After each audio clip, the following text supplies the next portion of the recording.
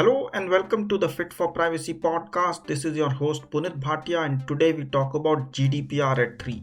GDPR came into effect on May 25, 2018 and now it is 3 years. So this is a special episode wherein we understand how GDPR is described by various industry experts. We asked them to describe GDPR in one word and it is fascinating to see that one legislation, the 4 alphabets, the General Data Protection Regulation, can have so many descriptions, so many perceptions. And as we start, I would say my one word is necessity. Because in the modern world, we are all about our digital identity, and that is defined by data or personal data to be more specific. And it is necessary to protect this personal data so that privacy of individuals is protected. So let's hear from various privacy leaders in the industry on how they describe GDPR in one word. Good intentions. Good intention. Good intentions. Good intentions. Right. I mean, yes, it's good intentions. I understand that it was written for the purpose of making sure that people's online privacy, online digital presence is safeguarded. And before that wasn't on people's minds. That was not on the minds of big corporate or even small corporate. But I think it's in one word, it's good intentions, because we have everything from companies, multi-million-dollar companies thinking about, all right, so what do I have in this data lake? Yes. From a mom and pop shop thinking, well, can I collect this for my customer database? Or you know, a gym coach thinking, well, can I collect the email addresses of my participants? I think that the GDPR is a landmark, and we know that other countries in the world, currently I think almost 140, adopted so far laws GDPR oriented. We have to consider the GDPR not as a starting point, but an end point if we think the entire training process resulted in the current final text. Actually, you sort of named it in your question. It's complexity. I think it added complexity for organizations. They have to spend an incredibly huge amount of time and resources to comply with it. And it has also somehow made the environment online for users a bit more complex too and difficult to navigate. So I think that could be the right word. Complexity, that's interesting. I would say the one word for GDPR or any other data privacy law is trust. That's interesting. I would say individual, which, isn't exactly descriptive of GDPR, but the reason or maybe even fundamental, because to me, it's really about the individual. Yeah. It's my data. The company, you have the ability to use it, but it's really very much around trying to tell the individual, this is the data I have, and requiring companies to be transparent. It's making companies think about how they're using data first. Yeah.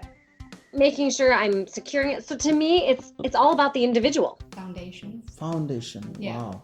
So you see it as a foundation towards something bigger. Yeah, I think the attention that came with it and what it aimed to do, such as solidifying those fundamental rights, I think that is a first step in a very long and hard process we have to regaining control of privacy from private sector companies who are exploiting it, from lack of respect for those fundamental rights, lack of understanding of why those fundamental rights are fundamental rights in the first place.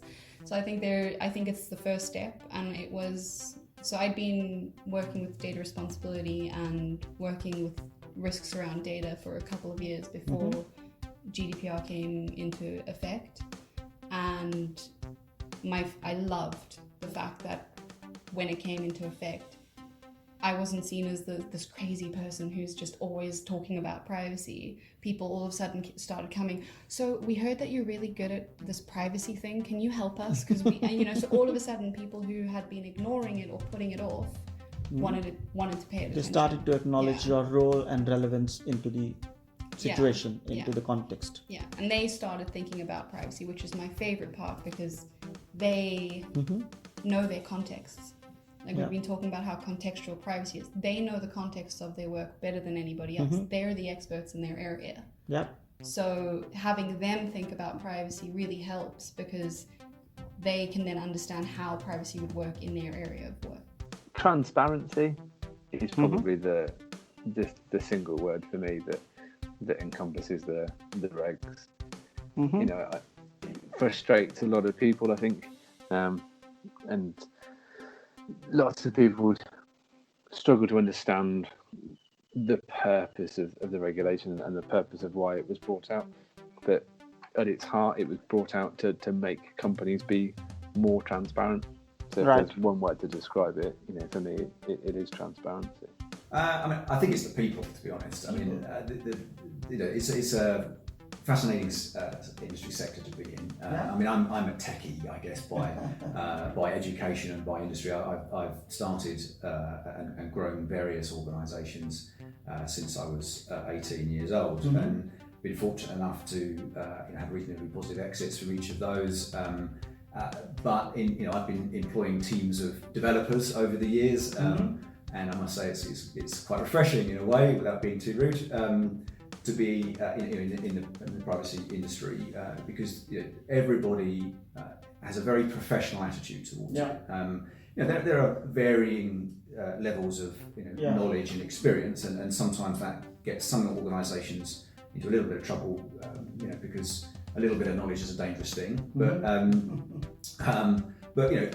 fundamentally, privacy professionals, almost across the board, are trying to do a positive thing for that organisation. They are leading them on a journey that is based upon the principles of the GDPR. It is there to improve the environment and the processing of data for us as data subjects. And so, and that's the bit that I really like about it, in that everybody's pushing in that direction and everybody's exchanging information. It's a very open sector. I mean, it's great to be part of it in all the networking opportunities and the events and conferences. And I notice it from almost being an outsider, if you like, until a number of years ago. I've come into the sector compared to the other sectors that I've been in, mostly the techie sectors. And it's just really nice to see how much people kind of collaborate and exchange information between them for this common goal of really just doing the right thing on behalf of their organisations. Flawed. Sorry? Flawed? Yeah. The reason for that is this. When I got to 17, and when I started reading it, there were massive changes in the way that IT works architecturally. Yeah. And you could see that the document was written in such a way that it followed classic linear and procedural methods of doing data capture. Yeah. Well, in between then and now, the change has been fundamental. It's more akin to multiple forms of conversation and multiple forms of interaction in near real time. And it just wasn't like that even a few years ago. And you can see that now with things like Zoom, which is quite topical at the moment. The use of various forms of email, websites in particular, and all the rest. It's all changed out of all proportion. And that's why I say it's flawed, because I don't think it's geared properly, certainly from a technical perspective, to cover all of the changes that it's got to cover. It's a challenge. It's a challenge, indeed. It is a challenge. Absolutely. That's a good question. How could I describe that? Complex. Complex. That's an interesting word. And what is your thought behind it? Well, complex in the sense that it's if you read it and you stick to the letter of it, it becomes a little bit complex to implement with the diversity of activities that a company has. So it's not necessarily the regulation itself which is complex. It's how you adapt it in a pragmatic way in a company, in a group of companies.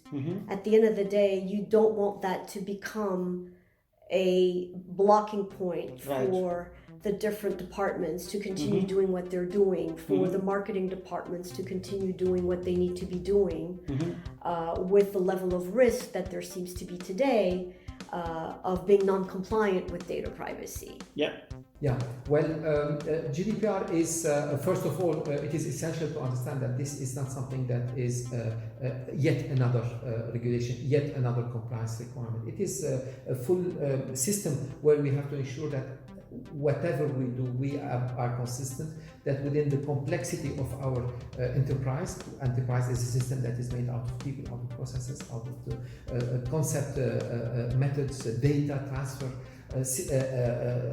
applications, machines, etc. We have to ensure that whatever we do, we are implementing, embedding by design, as we typically say, the privacy, which means that we have to ensure that whatever we are doing, we ensure that any change to the organization, we are putting it in place. I consider that GDPR or privacy is a journey, it's not a destination. So organizations should not consider that, okay, we have done it now, let's go to something else. No. You will be doing it all over the place, all over the time. You will be planning, building, implementing, running, and those planning, building, running will not stop at certain time. Exactly.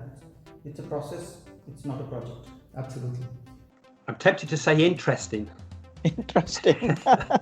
Well, I think it's, one word, I couldn't do it justice in one word, but I think for me, as a privacy officer, data protection, I think it's been good. I know some people don't like it, and some people have said it isn't well written, but I do like it. And I think for me, it's given me the opportunity to say for instance, for data sharing, I can look at Article 6 for the legal basis, and I can look at Article 9 to look at my legal basis for sharing health data.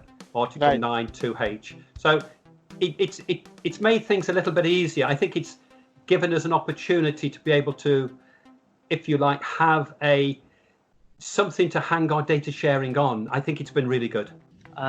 Good question. If I had to put it in one word, I'd say ownership. And ownership. With two words, data ownership.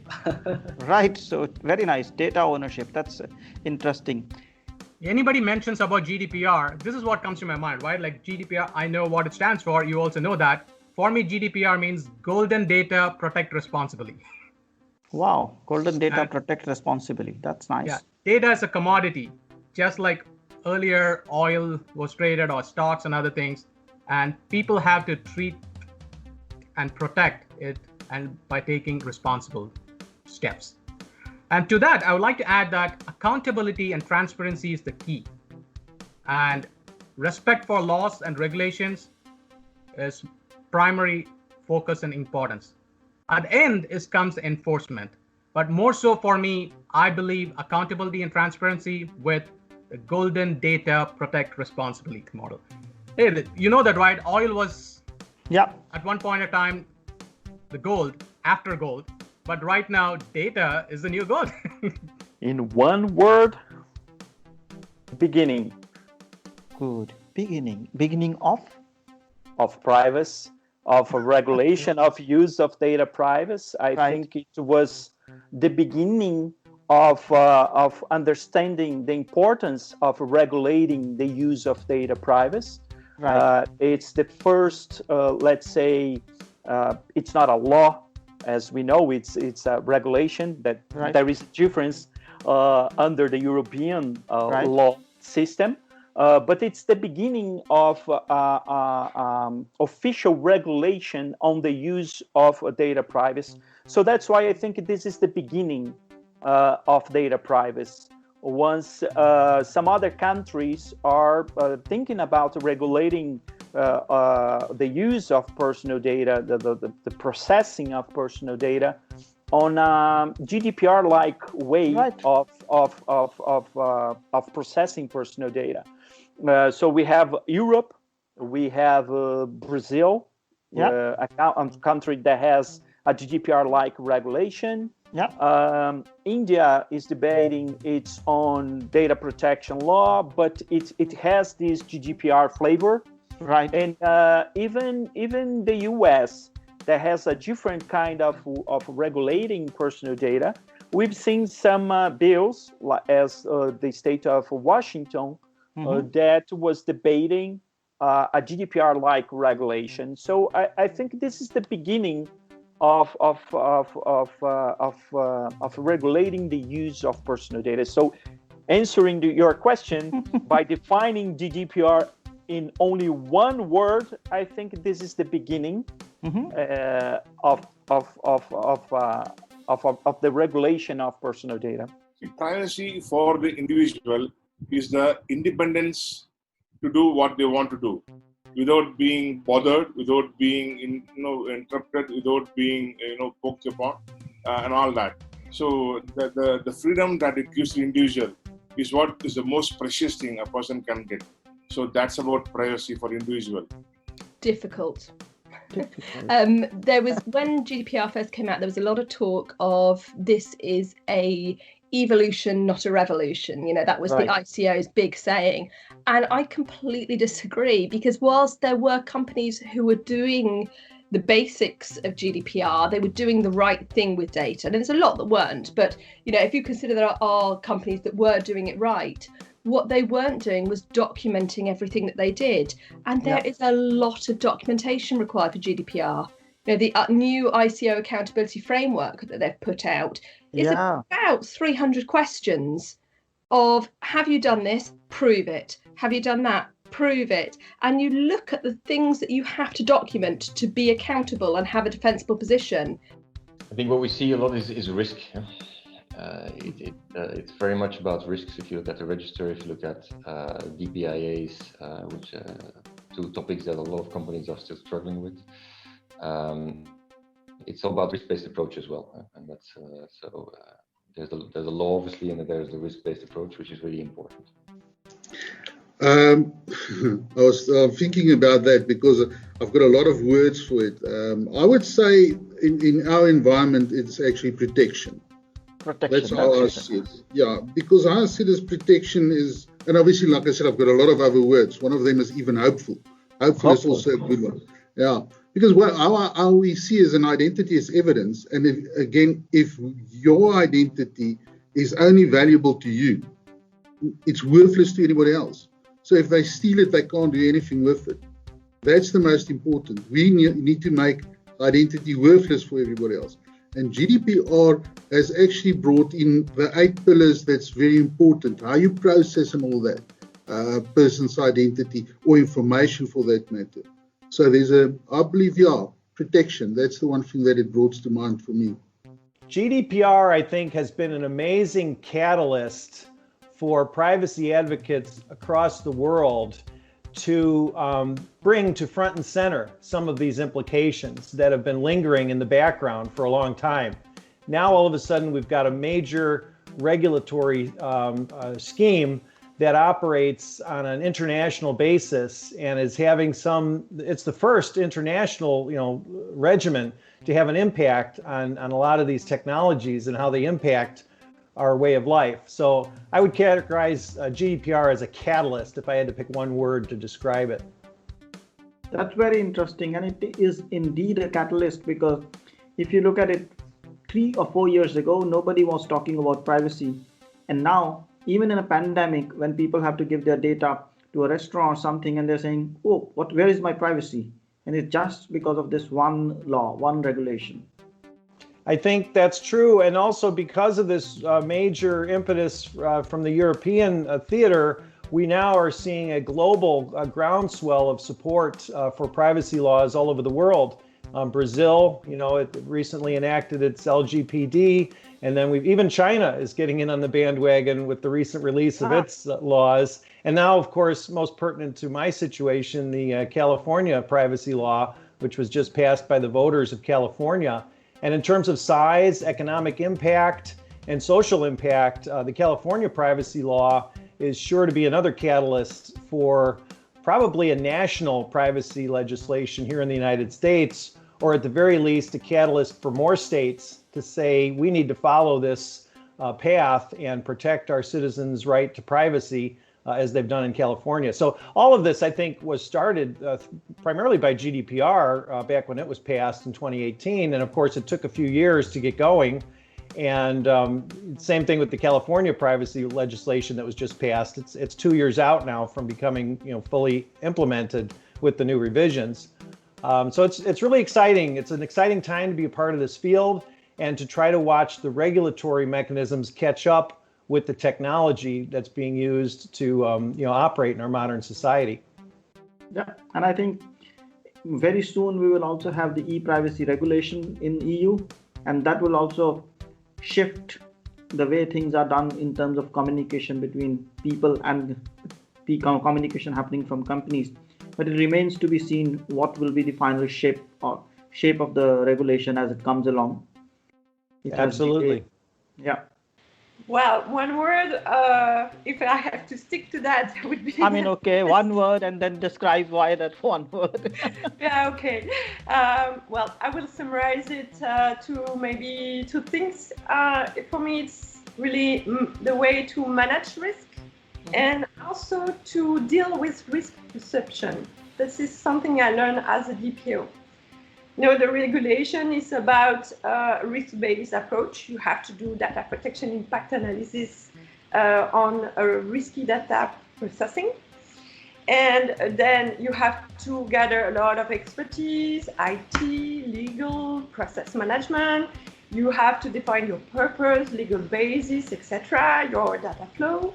And then afterwards, you are doing your risk evaluation.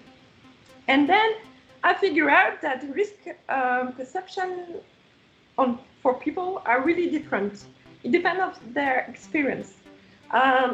Let's give me an example. If you have been victim of a fraud, you will not have the same risk perception as someone who is browsing every day on social media and never had any bad experience. So really, risk perception, people will say, oh yes, indeed, this is a risk. And other people will say, oh, come on, what are you coming with? So when you have to do your exercise of risk evaluation, you have to take also this into account, because you need to even bring with you people who say, what are you talking about? Yeah. So this is really something important as a DPO, managing risk, but also the risk evaluation exercise with a lot of different people.